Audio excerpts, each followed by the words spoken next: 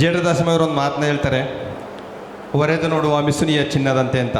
ಅದು ಚಿನ್ನವನ್ನು ಹೊರದಾಗ ಮಾತ್ರ ಅದು ನಿಜವಾಗ್ಲೂ ಬೆದರದೆ ಬೆಚ್ಚದೆ ಇರ್ತಡೆ ಕರವಡಿದೆತ್ತಿಕೊಂಡ ನಮ್ಮ ರಾಮನಾಥ ಅಂತ ಯಾವ ಬೆದರಿಕೆಗೂ ಬಗ್ಗದ ಜಗ್ಗದ ಏಕೈಕ ವೀರ ನಮ್ಮ ರಾಜ್ಯ ಸರ್ಕಾರಿ ನೌಕರರ ನಾಯಕ ಶ್ರೀಯುತ ಸಿ ಷಡಕ್ಷರಿ ಸಾಹೇಬರು ಅಂತ ಹೇಳ್ತಾ, ಆ ಸಾಹೇಬರಿಗೆ ಈ ಕಾರ್ಯಕ್ರಮದ ಕೇಂದ್ರ ರೂವಾರಿಗಳು ಅವರಿಗೆ ವೇದಿಕೆಯನ್ನು ಬಿಟ್ಕೊಡ್ತಾ ಇದ್ದೀನಿ ಸರ್. ಇವತ್ತು ದಾವಣಗೆರೆ ಜಿಲ್ಲೆಯಲ್ಲಿ ಒಂದು ಅದ್ಭುತವಾಗಿರುವಂಥ ಕಾರ್ಯಕ್ರಮ, ನಮ್ಮೊಲುಮೆಯ ಅಭಿನಂದನೆ. ಗೌರವಾನ್ವಿತ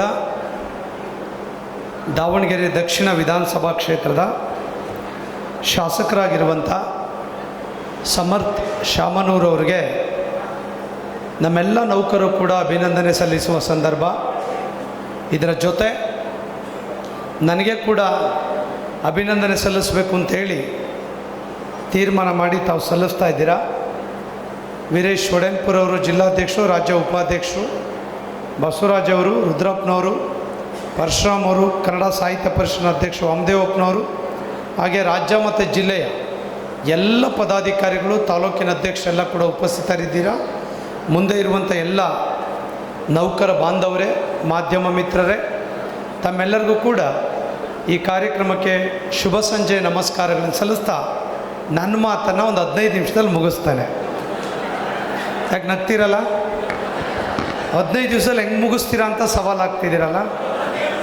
ಸ್ವಲ್ಪ ನಾನು ಸಾಮಾನ್ಯ 3 ಗಂಟೆವರೆಗೆ ಹೈಯೆಸ್ಟ್ ಮಾತಾಡಿದ್ದೀನಿ. ಲಾಂಗ್ ಸ್ಪೀಚ್ ಮಾಡೋದು 1 ಗಂಟೆಯಿಂದ 3 ಗಂಟೆ. ಇಲ್ಲಿ ಸ್ವಲ್ಪ ವರ್ಕ್ ಆಗ್ತಾಯಿಲ್ಲ, ಎಕೋ ಆಗುತ್ತೆ. ಮತ್ತು ನಿಮ್ಮ ಪರಿಸ್ಥಿತಿನೂ ನೋಡಬೇಕಾಗಲೇ 8 ಗಂಟೆ 45 ನಿಮಿಷ ಆಯಿತು. ಅದೆಲ್ಲ ನೋಡ್ಕೊಂಡು ಕೂಡ ನಾನು ಮಾತಾಡಬೇಕಾಗೆ ಹೆಚ್ಚಿಗೆ ಮಾತನಾಡಿದೆ. ಸರ್ಕಾರಿ ನೌಕರು ಅಂದರೆ ಈ ರಾಜ್ಯದ ಆಡಳಿತ ವ್ಯವಸ್ಥೆಯ ಪ್ರಮುಖವಾಗಿರುವಂಥ ಅಂಗ. ಶಾಸಕರು ಹೊಸದಾಗಿ ಆಯ್ಕೆ ಆಗಿದ್ದಾರೆ. ಅವ್ರ ಕುಟುಂಬದ ಬಗ್ಗೆ ನಾನು ಹೊಸದಾಗಿ ತಮಗೆ ಪರಿಚಯ ಮಾಡುವಂಥ ಅವಶ್ಯಕತೆ ಅನಿವಾರ್ಯತೆ ಇಲ್ಲ. ಶಿವಮೊಗ್ಗ ಜಿಲ್ಲೆ ಇರ್ಬೋದು, ತುಮಕೂರು ಜಿಲ್ಲೆ, ಚಿತ್ರದುರ್ಗ ಜಿಲ್ಲೆ, ದಾವಣಗೆರೆ, ಧಾರವಾಡ ಜಿಲ್ಲೆ, ಇವೆಲ್ಲ 1950ರ ಏಕೀಕರಣದ ನಂತರದಲ್ಲಿ ಉದಯವಾದಂಥ ಜಿಲ್ಲೆ.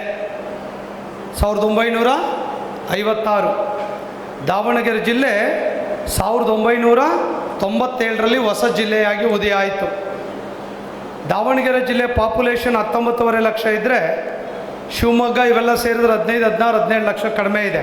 ಅವ್ರಿಗಿಂತ 2 ಲಕ್ಷ ಜಾಸ್ತಿ ಇದ್ದೀರಾ. ಇಂಥ ಹೊಸ ಜಿಲ್ಲೆಯಲ್ಲಿ ಬೇರೆ ಬೇರೆ ಹಳೆ ಜಿಲ್ಲೆಗಳಿಗೆ ಸ್ಪರ್ಧೆ ಮಾಡುವಂಥ ವಿಚಾರದಲ್ಲಿ ಇವತ್ತು ಶಿವಮೊಗ್ಗದಲ್ಲಿ ಏನಾದರೂ ಕೂಡ ನಮ್ಮ ಜಿಲ್ಲೆಯಲ್ಲಿ ಎಲ್ಲಪ್ಪ ಸೆಟ್ಲ್ ಆಗ್ತೀರಾ ಅಂದರೆ, ನಾನು ದಾವಣಗೆರೆಗೆ ಸೆಟ್ಲ್ ಆಗ್ತೀನಿ ಅನ್ನುವಂಥ ಮಟ್ಟಕ್ಕೆ ಇವತ್ತು ದಾವಣಗೆರೆ ಬೆಳೆದಿದೆ ಅಂದರೆ ಅದರಿಂದ ಇರುವಂಥ ಒಂದು ಶಕ್ತಿ ಯಾರು ಅಂದರೆ ಅದು ಶಾಮನೂರು ಶಿವಶಂಕರಪ್ಪನವರು, ಅವ್ರ ಕುಟುಂಬ ಅನ್ನುವಂಥದ್ದನ್ನು ನಾವ್ಯಾರೂ ಕೂಡ ಮರೀಲಿಕ್ಕೆ ಸಾಧ್ಯ ಇಲ್ಲ. ಒಂದು ದೊಡ್ಡ ಕುಟುಂಬ.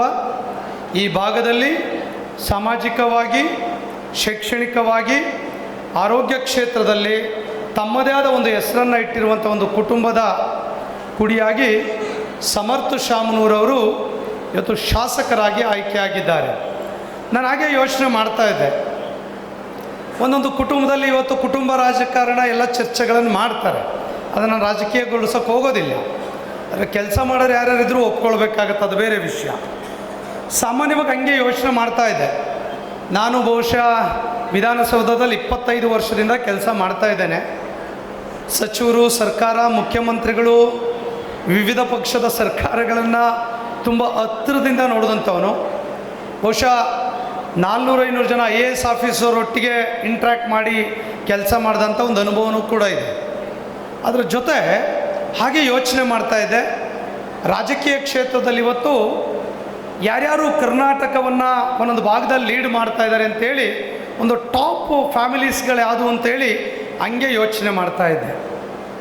ಹಾಸನ ಆ ಭಾಗದಲ್ಲೆಲ್ಲ ಯೋಚನೆ ಮಾಡಿದ್ರೆ ದೇವೇಗೌಡರು ಫ್ಯಾಮಿಲಿ ಆಳ್ವಿಕೆ ಮಾಡ್ತಾಯಿದೆ, ತಮ್ಗೆ ಗೊತ್ತಿದೆ. ಬೆಳಗಾಂ ಭಾಗಕ್ಕೆ ಹೋದರೆ ಜಾರಕಿಹೊಳಿ ಸಾವ್ಕಾರರ ಫ್ಯಾಮಿಲಿ ಆಳ್ವಿಕೆ ಮಾಡೋದನ್ನು ನಾವು ನೋಡ್ತಾ ಇದ್ದೇವೆ.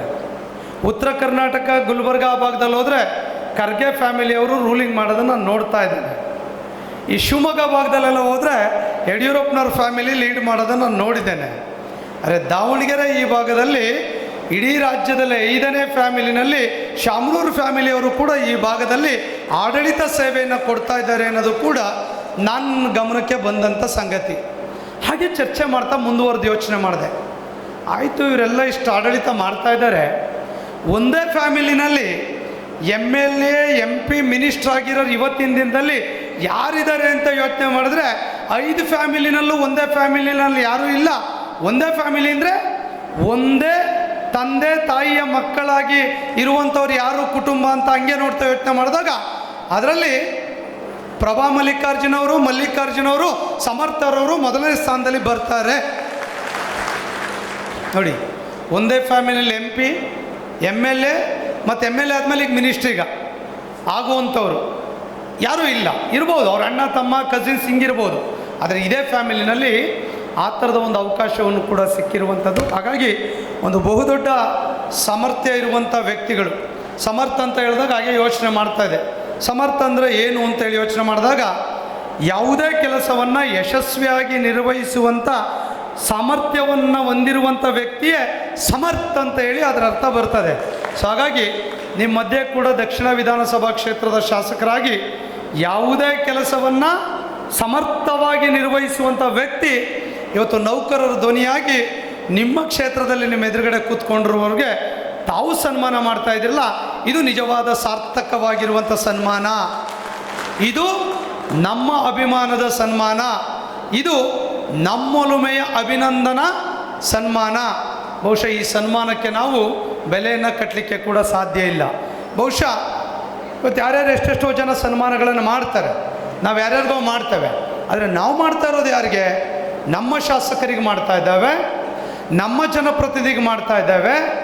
ನಮ್ಮ ಧ್ವನಿಯಾಗಿ ವಿಧಾನಸೌಧದಲ್ಲಿ ನಮ್ಮ ಪ್ರಶ್ನೆಗಳನ್ನು, ನಮ್ಮ ಹಕ್ಕುಗಳಿಗೆ ನ್ಯಾಯವನ್ನು ಒದಗಿಸುವ ಈ ರಾಜ್ಯದ, ಈ ಕ್ಷೇತ್ರದ ದೀನದಲಿತರ, ಶೋಷಿತರ, ಸಾಮಾಜಿಕವಾಗಿ ಶೈಕ್ಷಣಿಕವಾಗಿ ಹಿಂದುಳಿದವರ ಧ್ವನಿಯಾಗಿ ಇವತ್ತು ನಿಮ್ಮ ಪ್ರತಿನಿಧಿಯಾಗಿ ವಿಧಾನಸೌಧದಲ್ಲಿ ಕೆಲಸ ಮಾಡುವಂಥ ವ್ಯಕ್ತಿಗೆ ನಾವು ಸನ್ಮಾನವನ್ನು ಮಾಡ್ತಾ ಇದ್ದೇವೆ.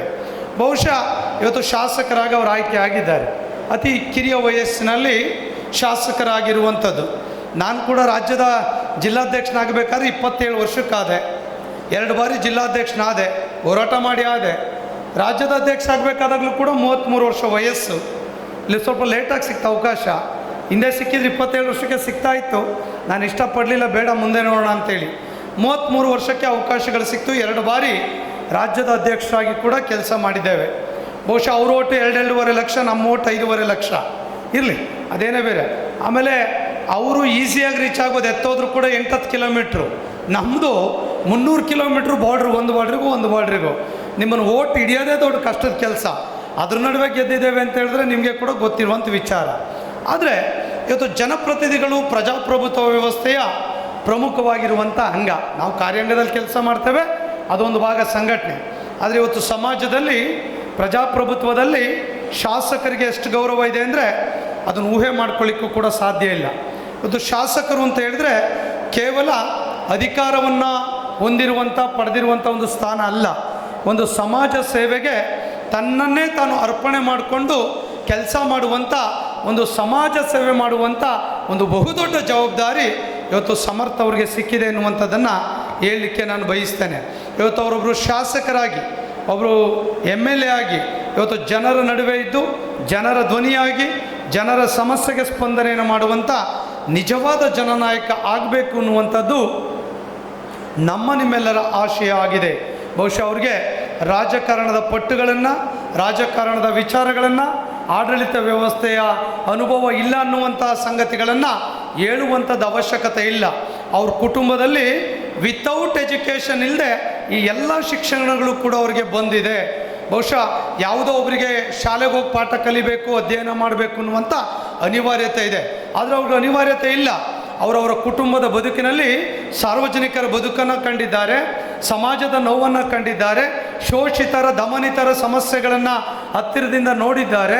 ಕೌಟುಂಬಿಕ ಬದುಕಿನಲ್ಲಿ ಏನೆಲ್ಲ ಸಮಸ್ಯೆಗಳಿದೆ ಎನ್ನುವಂಥದ್ದು ಅವರ ತಂದೆ ತಾಯಿಗಳು ಅವರ ತಾತನ ಕಾಲದಿಂದನೂ ಕೂಡ ನೋಡಿದ್ದಾರೆ. ಆ ಎಲ್ಲ ಕಾರಣಗಳಿಗಾಗಿ ಖಂಡಿತ ಅವರು ಯಶಸ್ಸನ್ನು ಸಾಧಿಸಬೇಕು ಅನ್ನುವಂಥದ್ದು ನಿಮ್ಮೆಲ್ಲರ ಚಿಂತನೆ ಆಗಿದೆ. ಇವತ್ತು ಸನ್ಮಾನ್ಯರಿಗೆ ನಾವೆಲ್ಲ ಕೂಡ ಗೌರವವನ್ನು ಕೊಟ್ಟು ಸನ್ಮಾನ ಮಾಡುವಂಥ ಸಂದರ್ಭ. ಬಹುಶಃ ಅವ್ರ ತಾತನವರು 6 ಬಾರಿ MLA ಆಗಿದ್ರು ಅನ್ನುವಂಥದ್ದು ನಿಮಗೆ ಗೊತ್ತಿರುವಂಥ ವಿಚಾರ. 1 ಬಾರಿ ಲೋಕಸಭಾ ಸದಸ್ಯರಾಗಿ 1998ರಲ್ಲಿ ಕೂಡ ಲೋಕಸಭಾ ಸದಸ್ಯರಾಗಿದ್ದರು. ಅದ್ರ ಜೊತೆ ನಮ್ಮ ಹಾರ್ಟಿಕಲ್ಚರ್ ಮಿನಿಸ್ಟರ್ ಆಗಿ ಕೂಡ ಅವರು ಈ ಭಾಗದಲ್ಲಿ ಕೆಲಸ ಮಾಡಿದ್ದು ಕೂಡ ಗೊತ್ತಿದೆ. ಕಾಂಗ್ರೆಸ್ ಪಕ್ಷದಲ್ಲಿ ಕಾಯಂ ಖಜಾಂಚಿಯಾಗಿ ಯಾರಾದರೂ ಕೂಡ ಕೆಲಸ ಮಾಡಿದರೆ ಅದು ಶಾಮನೂರು ಶಿವಶಂಕರಪ್ಪನವರು ಅನ್ನುವಂಥದ್ದನ್ನು ನಾವ್ಯಾರೂ ಕೂಡ ಮರೀಲಿಕ್ಕೆ ಸಾಧ್ಯ ಇಲ್ಲ. ನಾವೆಲ್ಲ ಕೂಡ ಚರ್ಚೆ ಮಾಡ್ತೇವೆ. ಒಂದು ಕಾಲದಲ್ಲಿ ಒಂದು ಪಕ್ಷ ಒಂದು ಸಂಘಟನೆಯನ್ನು ಮಾಡಬೇಕು ಅಂತ ಹೇಳಿದ್ರೆ ಆರ್ಥಿಕವಾಗಿರುವಂಥ ಸಹಕಾರ ಬೇಕಾಗಿತ್ತು. ಅವತ್ತಿನ ಕಾಲಘಟ್ಟದಲ್ಲಿ ಸಾಕಷ್ಟು ಎಲ್ಲ ರೀತಿಯ ಸಹಕಾರಗಳನ್ನು, ರಾಜಕೀಯ ಸಭೆ ಸಮಾರಂಭಗಳನ್ನು ಏನಾದರೂ ಕೂಡ ಮಾಡಬೇಕು ಅಂತ ಹೇಳಿದ್ರೆ ಅದು ಕಾಂಗ್ರೆಸ್ ಪಕ್ಷದ ನಾಯಕರಿಗೆ ಮೊದಲು ಕಂಡಂಥ ಜಿಲ್ಲೆ ದಾವಣಗೆರೆ ಜಿಲ್ಲೆ ಎನ್ನುವಂಥದ್ದು ಕೂಡ ನಿಮಗೆ ಗೊತ್ತಿರುವಂಥ ಜಿಲ್ಲೆ. ಇಂಥ ಒಬ್ಬ ನೇತೃತ್ವದ ಕುಟುಂಬದಲ್ಲಿ ಇವತ್ತು ಸಮರ್ಥ ಅವರು ಕೂಡ ಕೆಲಸವನ್ನು ಮಾಡ್ತಾ ಇದ್ದಾರೆ. ಅವರ ತಂದೆಯವರು ಕೂಡ SS ಮಲ್ಲಿಕಾರ್ಜುನ್ ಅವರು ಇತ್ತೀಚೆಗೆ ಮೈನ್ಸ್ ಮಿನಿಸ್ಟರ್ ಆಗಿದ್ದರು, ಶಾಸಕರಾಗಿ ಕೂಡ ಕೆಲಸ ಮಾಡ್ತಾ ಇರುವಂಥವ್ರು. ಅವರ ತಾಯಿಯವರು ಕೂಡ ಲೋಕಸಭಾ ಸದಸ್ಯರಾಗಿ ಕೂಡ ಕೆಲಸವನ್ನು ಮಾಡುವಂಥವ್ರು. ಸೊ ಇವರಿಗೆ ಕೂಡ ಒಂದು ಒಳ್ಳೆಯ ಅವಕಾಶ ಸಿಕ್ಕಿದೆ. ಖಂಡಿತ ಕೆಲವ್ರಿಗೆ ಒಂದೊಂದು ಸಂದರ್ಭದಲ್ಲಿ ಎಲ್ಲದೂ ಕೂಡ ಸಿಗೋದಿಲ್ಲ. ಸಿಕ್ಕಾಗ ಅದನ್ನು ಯಾವ ರೀತಿ ಬಳಸ್ಕೊಳ್ಬೇಕು ಅನ್ನುವಂಥದ್ದು ಭಾಳ ಮುಖ್ಯ ಆಗ್ತದೆ. ಬಹುಶಃ ಯಾರಿಗೆ ಅಧಿಕಾರ ಅಂತಸ್ತು ಎಲ್ಲ ಇದ್ದರೂ ಕೂಡ ಕೆಲಸ ಮಾಡಲಿಕ್ಕೆ ಆಗೋದಿಲ್ಲ. ನಮ್ಮ ಬಸವರಾಜ್ ಅವರು ಹೇಳಿದಾಗೆ ಒಬ್ಬ ಶಾಸಕರಿಗೆ ಒಂದು ದೊಡ್ಡ ಮನೆತನದ ಕುಟುಂಬ ಅಂತ ಹೇಳಿದ್ರೆ ಕೆಲವ್ರಿಗೆ ಹೇಗೋ ಮಾತಾಡೋದು ನೋಡಿದ್ದೇವೆ. ಅವರಲ್ಲಿ ಸರಳತೆಯೂ ಕೂಡ ನಾವು ಕಾಣೋದಕ್ಕೆ ಸಾಧ್ಯ ಇಲ್ಲ. ಅಧಿಕಾರದ ಮದ, ಹಣದ ಮದ, ಇದೆಲ್ಲದನ್ನು ಕೂಡ ನಾವು ರಾಜಕೀಯ ಕ್ಷೇತ್ರದಲ್ಲಿ ಬೇರೆ ಬೇರೆ ಉದ್ಯಮಿಗಳ ಕ್ಷೇತ್ರದಲ್ಲಿ ನೋಡ್ತಾ ಇದ್ದೇವೆ. ಬಹುಶಃ ಇವೆಲ್ಲವಕ್ಕೂ ಕೂಡ ಹೊರತಾಗಿ ಸರಳತೆ, ಸಜ್ಜನರು, ಪ್ರಾಮಾಣಿಕವಾಗಿ ಒಂದಿಷ್ಟು ಆಸಕ್ತಿಯಿಂದ ಈ ಸಮಾಜದಲ್ಲಿ ಕೆಲಸ ಮಾಡಬೇಕು ಅನ್ನುವಂಥ ತುಡಿತ ಮಿಡಿತ ಹಂಬಲ ಇರುವಂಥದ್ದನ್ನು ನಾನು ತುಂಬ ಹತ್ತಿರದಿಂದ ನಾನು ಕೂಡ ಅವರಲ್ಲಿ ನೋಡಿರುವಂಥದ್ದನ್ನು ಹೇಳಲಿಕ್ಕೆ ನಾನು ಬಯಸ್ತೇನೆ. ಹಾಗಾಗಿ ಅವರ ನೇತೃತ್ವದಲ್ಲಿ ಒಳ್ಳೆ ಕೆಲಸಗಳಾಗಲಿ, ಈ ಭಾಗದಲ್ಲಿ ನೌಕರ ಧ್ವನಿಯಾಗಿ ಕೂಡ ಅವರು ಕೆಲಸವನ್ನು ಮಾಡಲಿ ಅಂತೇಳಿ ನಿಮ್ಮೆಲ್ಲರ ಪರವಾಗಿ ಈ ರಾಜ್ಯದ ಈ ಜಿಲ್ಲೆಯ ಎಲ್ಲ 18-20 ಸಾವಿರ ನೌಕರ ಪರವಾಗಿ ಅವರಿಗೆ ತುಂಬು ಹೃದಯದ ಅಭಿನಂದನೆಗಳನ್ನು ನಾನು ಈ ಸಂದರ್ಭದಲ್ಲಿ ಮಾನ್ಯರಿಗೆ ಸಲ್ಲಿಸಲಿಕ್ಕೆ ಬಯಸ್ತೇನೆ. ಸೊ ಖಂಡಿತ ಯಶಸ್ಸು ನಿಮ್ಮನ್ನು ಹಿಂಬಾಲಿಸ್ಕೊಂಡು ಬರ್ತದೆ. ಯಾಕಂದರೆ ನಾವು ರಾಜಕಾರಣದಲ್ಲಿ ಮಾತಾಡ್ತಾ ಸರಳರು, ಸಜ್ಜನರು ಅಂತ ಭಾಷಣ ಮಾಡ್ತೇವೆ. ಬಹುಶಃ ಅದು ಇವ್ರಿಗೆ ತುಂಬ ಸೂಕ್ತವಾಗುತ್ತೆ ಎನ್ನುವಂಥದ್ದು ನನ್ನ ಅಭಿಪ್ರಾಯ. ಯಾಕಂತ ಹೇಳಿದ್ರೆ ಅವ್ರು ನೋಡಿದ್ರೆ ಬಸವರಾಜ್ ಅವ್ರು ಹೇಳಿದಾಗ ನನಗೆ ಕೇಳ್ತಾ ಇದ್ರು, ನೋಡ್ರಿ ಅವ್ರು ವಾಚೆಲ್ಲ ಕಟ್ಕೊಂಡಿಲ್ಲ, ನೀವು ವಾಚ್ ಕಟ್ಕೊಂಡಿದ್ದೀರಾ ಅಂದರು. ಇಲ್ಲ ರೀ, ನಾನು ವಾಚ್ ಕಟ್ಕೊಳ್ತಿರ್ಲಿಲ್ಲ, ನಮ್ಮ ಮನೆಯವ್ರು ನನ್ನ ಬರ್ಡೇ ಅಂತೇಳಿ ವಾಚ್ ಗಿಫ್ಟ್ ಕೊಟ್ಟಿದ್ದಾರಪ್ಪ, ಕಟ್ಕೊಂಡಿದ್ದೀನಿ, ಕಟ್ಟಲಿಲ್ಲ ಅಂದರೆ ಮನೆ ಬಿಟ್ಟು ಕಳಿಸ್ಬಿಡ್ತಾರಪ್ಪ ಅಂತೇಳಿ ನಾನು ಕೂಡ ಅವ್ರಿಗೆ ತಮಾಷೆ ಮಾಡ್ತಿದ್ದೆ. ಸಮರ್ಥ ಅವ್ರ ಮದುವೆ ಆದಮೇಲೆ ಅವ್ರ ಮನೆಯವ್ರು ಹೇಳ್ದಂಗೆ ಕೇಳಬೇಕಾಗತ್ತೆ, ಅವರು ವಾಚ್ ಕಟ್ಕೊಳ್ಬೇಕಾಗತ್ತೆ ಅನ್ನೋಂಥ ದಿನಗಳು ಬರುತ್ತೆ ಅನ್ನೋ ಗೊತ್ತಿಲ್ಲ. ಸೊ ಹಾಗಾಗಿ ನನಗೆ ಅನಿವಾರ್ಯತೆ ಇತ್ತು ಅನ್ನುವಂಥ ಮಾತನ್ನು ನಾನು ಬಸವರಾಜ್ ಅವ್ರ ಜೊತೆ ತಮಾಷೆ ಮಾಡ್ತಾಯಿದ್ದೆ. ಸೊ ಹಾಗಾಗಿ ಇದೆಲ್ಲ ಕಾರಣಗಳಿಗಾಗಿ ನಾವು ಸಾಕಷ್ಟು ನಿರೀಕ್ಷೆಗಳನ್ನು ಅವರಿಂದ ಬಯಸ್ತೇವೆ ಅನ್ನುವಂಥ ಮಾತನ್ನು ಈ ಸಂದರ್ಭದಲ್ಲಿ ಹೇಳ್ತಾ, ಉತ್ತರೋತ್ತರವಾಗಿ ಅವ್ರ ಈ ಕ್ಷೇತ್ರಕ್ಕೆ ಒಳ್ಳೆಯದನ್ನು ಮಾಡಲಿ. ನಾವು ಯಾವತ್ತೂ ಕೂಡ ಅವ್ರು ಮಾಡುವಂಥ ಒಳ್ಳೆ ಕೆಲಸದ ಜೊತೆ, ಯಾಕಂದರೆ ಅವ್ರ ತಾಯಿಯವರು ಕೂಡ ನಾನು ತುಂಬ ಆತ್ಮೀಯರಿದ್ದೇವೆ. ಹಲವಾರು ಸಂದರ್ಭಗಳಲ್ಲಿ ಒಂದೇ ವೇದಿಕೆಯಲ್ಲಿ ನಾವು ಕೂತಿದ್ದೇವೆ, ಭಾಷಣ ಮಾಡಿದ್ದೇವೆ. ಮೇಡಮ್ ಅವರು ಕೂಡ ನಮ್ಮ ಜೊತೆ ಚರ್ಚೆಗಳನ್ನು ಮಾಡಿದ್ದಾರೆ. ಮಲ್ಲಿಕಾರ್ಜುನ್ ಸರ್ ಅವರು ಕೂಡ ನಮ್ಮ ಇಲಾಖೆಯಲ್ಲಿ ಕೂಡ ಸಚಿವರಾಗಿದ್ದಂಥ ಸಂದರ್ಭದಲ್ಲಿ ನಾವು ಕೂಡ ವೈಯಕ್ತಿಕವಾಗಿ ಸಾಕಷ್ಟು ಅವರ ಪರವಾಗಿ ಕೂಡ ಕೆಲಸವನ್ನು ಮಾಡಿರುವಂಥದ್ದು. ಅವರ ತಾತವರು ಕೂಡ ಶಾಮನೂರವರು ಕೂಡ ಶಿವಶಂಕರಪ್ಪನವ್ರನ್ನ ಹೋದರೆ ಸಹಿತ, ಯಾಕಂದರೆ ನಾನು ಕೂಡ ಸಮಾಜಮುಖಿಯಾಗಿ ಅವ್ರ ಜೊತೆ ಮಹಾಸಭದಲ್ಲಿ ಕೂಡ ಸಾಕಷ್ಟು ಕೆಲಸವನ್ನು ಮಾಡಿದ್ದೆ. ಹಾಗಾಗಿ ಆ ರೀತಿಯಾಗಿರುವಂಥ ಒಂದು ಸಂಬಂಧಗಳನ್ನು ಕೂಡ ನಾವು ಇಟ್ಕೊಂಡಿರುವಂಥದ್ದು. ಒಂದು ದೊಡ್ಡ ಮನೆತನ, ಈ ಭಾಗದಲ್ಲಿ ಒಳ್ಳೆ ಕೆಲಸವನ್ನು ಮಾಡಲಿ ಅಂತೇಳಿ ಭಗವಂತ ಇನ್ನಷ್ಟು ಒಳ್ಳೆಯ ಶಕ್ತಿಯನ್ನು ಅವ್ರ ಕುಟುಂಬಕ್ಕೆ ದಯಪಾಲಿಸಲಿ. ಸಮರ್ಥವರು ಸಮರ್ಥವಾಗಿ ಆ ಕ್ಷೇತ್ರವನ್ನು, ಈ ಜಿಲ್ಲೆಯನ್ನು ಮುನ್ನಡೆಸುವಂಥ ಶಕ್ತಿಯನ್ನು ಭಗವಂತ ದಯಪಾಲಿಸಲಿ ಅಂತೇಳಿ ಈ ಸಂದರ್ಭದಲ್ಲಿ ನಾನು ಪ್ರಾರ್ಥನೆಯನ್ನು ತಮ್ಮೊಟ್ಟಿಗೆ ಮಾಡಲಿಕ್ಕೆ ಬಯಸ್ತೇನೆ. ಅದಾದ ನಂತರ ಇವತ್ತು ವೀರೇಶ್ ಅವರು ಸಾಕಷ್ಟು ವಿಚಾರಗಳನ್ನು ಪ್ರಸ್ತಾಪ ಮಾಡಿದ್ದಾರೆ. ಅವ್ರು ಮಾತಾಡ್ತಾ ಅವ್ರಿಗೊಂದು ಆತಂಕ ಇತ್ತು, ಷಡಾಕ್ಷರಿ ಅವರು ಎಲ್ಲೋ ರಾಜಕಾರಣಕ್ಕೆ ಹೋಗ್ಬಿಡ್ತಾರೋ ಹಾಗೆ ಹೀಗೆ ಎನ್ನುವಂಥದ್ದು. ಯಾವುದ್ಯಾವ್ದು ಸಮಯ, ಸಂದರ್ಭ, ಪರಿಸ್ಥಿತಿ ಏನೇನು ಮಾಡುತ್ತೋ ಗೊತ್ತಿಲ್ಲ. ನನಗೆ 10 ವರ್ಷದಿಂದ MLC ಆಗಿ ಬನ್ನಿ ಅಂತ ಕರಿತಾ ಇದ್ದಾರೆ. MLA ಆಗಿ ಬನ್ನಿ ಅಂತ ಕರೀತಾರೆ. ಹಲವಾರು ಪಕ್ಷ ಸಹಜ, ಚೆನ್ನಾಗಿ ಭಾಷಣ ಮಾಡೋರು, ಸಂಘಟನೆ ಮಾಡೋರು ಕಂಡ್ರೆ ಏನೋ ಪಿಕ್ ಮಾಡೋಕ್ಕೆ ಪ್ರಯತ್ನ ಮಾಡ್ತಾರೆ. ನಾನು ಇವತ್ತು ಯಾರ ಲಾಕಿಗೂ ಕೂಡ ಸಿಗಾಕ್ಕೊಂಡಿಲ್ಲ. ಕಳೆದ 14 ವರ್ಷಗಳಿಂದ ನಿರಂತರವಾಗಿ ಸಂಘಟನೆಯಲ್ಲಿ ಕೆಲಸವನ್ನು ಮಾಡ್ತಾ ಇದ್ದೇನೆ. ನಾನು ಅದಕ್ಕೆ ಎಲ್ಲ ಸಂದರ್ಭದಲ್ಲೂ ಹೇಳ್ತಾ ಇರ್ತೇನೆ, ನಾವು ಪ್ರಾಮಾಣಿಕವಾಗಿ ಕಳಕಳಿಯಿಂದ ಬದ್ಧತೆಯಿಂದ ನಮ್ಮ ಕಾಯಕವನ್ನು ನಾವು ಮಾಡಿದಾಗ ಫಲಾಫಲಗಳನ್ನು ದೇವರಿಗೆ ಬಿಡೋಣ. ಅವಕಾಶ ಇದ್ದರೆ ಅವನು ಅದನ್ನು ಕೊಡ್ತಾನೆ ಎನ್ನುವಂಥ ಯೋಚನೆಯನ್ನು ಮಾಡುವಂಥ ವ್ಯಕ್ತಿ. ಹಾಗಾಗಿ ನಾನು ಯಾವುದೇ ಆ ಥರದ ಯೋಚನೆಗಳಿಲ್ಲ ಈ ಕ್ಷಣದವರೆಗೆ. ನಾನು ಮೊನ್ನೆ ಕೂಡ ಈಗ 1.5 ವರ್ಷ ಆಯಿತು ರಾಜ್ಯದ ಅಧ್ಯಕ್ಷನಾಗಿ.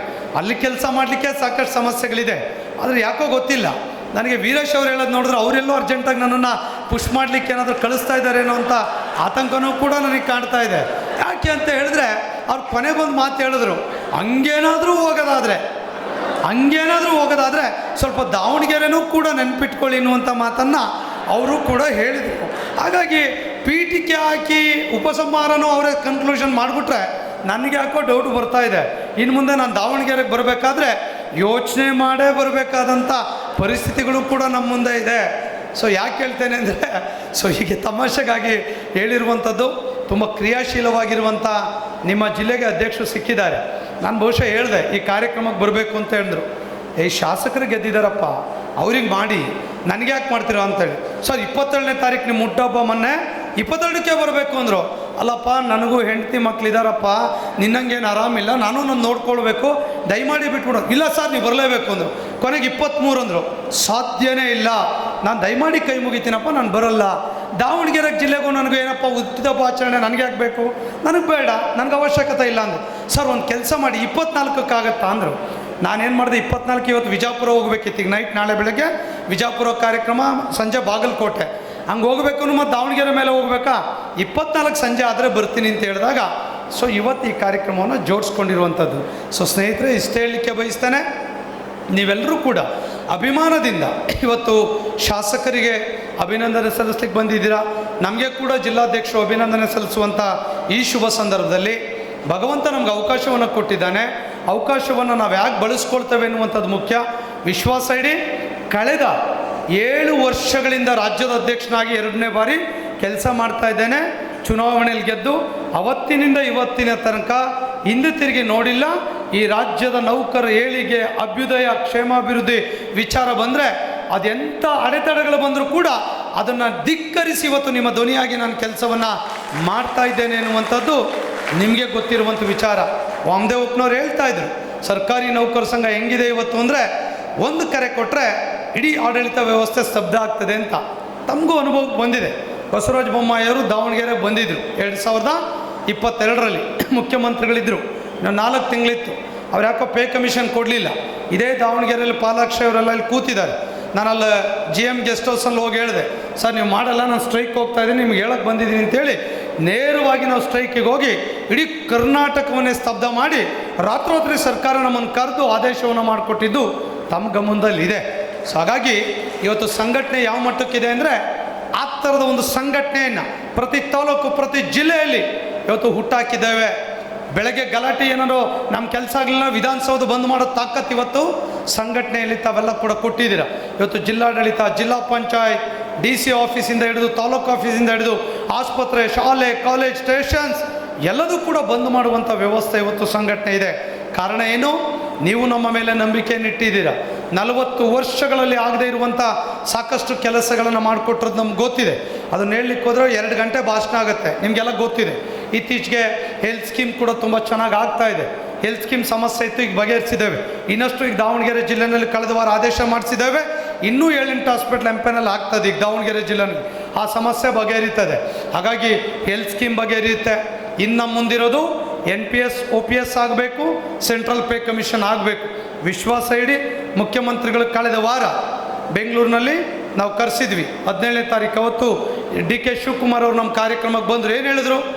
ನೀವು ನಮ್ಮ ಜೊತೆ ಇರ್ರಿ, ನಾವು ನಿಮ್ಮ ಜೊತೆ ಇರ್ತೇವೆ. It is coordination, it is mutual ಆಗಿ ನಾವು ರನ್ ಮಾಡೋಣ, ಖಂಡಿತ ನಿಮ್ಮ ಸಹಕಾರ ಬೇಕು ಅಂತೇಳಿ ಮಾನ್ಯ ಮುಖ್ಯಮಂತ್ರಿಗಳು ಕೂಡ ಹೇಳಿದ್ದಾರೆ. ಅವರೊಂದು ಮಾತನ್ನು ಹೇಳಿದ್ದಾರೆ, ಸರ್ಕಾರಿ ನೌಕರು ನಮ್ಮ ಜೊತೆ ಇರ್ರಿ, ನಿಮ್ಗೇನು ಬೇಕಾ ಕೆಲಸವನ್ನು ನಾನು ಮಾಡಿಕೊಡ್ತೇನೆ ಅಂತೇಳಿ ನನಗೆ ಸ್ಪಷ್ಟವಾಗಿ ಈ ರಾಜ್ಯದ ಮುಖ್ಯಮಂತ್ರಿಗಳು ಹೇಳಿದ್ದಾರೆ. ಹಾಗಾಗಿ ನೀವ್ಯಾರೂ ಆತಂಕ ಪಡೋದು ಬೇಡ. Pay commission, central pay commission ಆಗುತ್ತೆ, NPS OPS ಆಗುತ್ತೆ. ಅದಾಗಲಿಲ್ಲ ಅಂದರೆ ನಿಮ್ಮ ಷಡಾಕ್ಷರಿ ಅವರು ಯಾವುದೇ ಕಾರಣಕ್ಕೂ ಬಿಡಲ್ಲ, ಅನಿವಾರ್ಯ ಮುಷ್ಕರವನ್ನು ಮಾಡಿ ಆದರೂ ನಾವು ನಿಮ್ಮ ಹಕ್ಕುಗಳನ್ನು ಕೊಡಿಸ್ತೇವೆ.